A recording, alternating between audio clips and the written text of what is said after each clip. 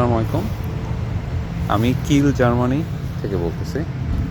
আমাদের এখানে গতকাল তুষারপাত হয়েছে এবং এই পুরো এরিয়াটি জার্মানি, ডেনমার্ক সব জায়গাতেই গতকাল তুষারপাত হয়েছে এবং গতকাল সবাই খুব খুশি ছিল যে তুষারপাত হচ্ছে, বছরের প্রথম তুষারপাত, এবং বছরের প্রথম তুষারপাত দেখতে আসলেই খুব সুন্দর। কিন্তু এই তুষারপাতের পরের যে অবস্থাটা, আসলে এটা খুবই টাফ। আমি এখন কিল শহরের প্রধান যেই বাস স্টেশন সেখানে দাঁড়িয়ে আছি এবং এই সমস্ত এরিয়াতে জাস্ট একটা বাস ছাড়া আর কোনো বাস নাই। এখানে প্রায় 10-12টার মতো বাস স্টপেজ আছে এবং সব সময় এখানে অ্যাটলিস্ট 7-8টা বাস দাঁড়ায় থাকে। কিন্তু আনফর্চুনেটলি এখানে একটা বাসও নাই এবং যখন আমি অ্যাপে চেক করতেছি সবগুলা বাস ক্যান্সেল।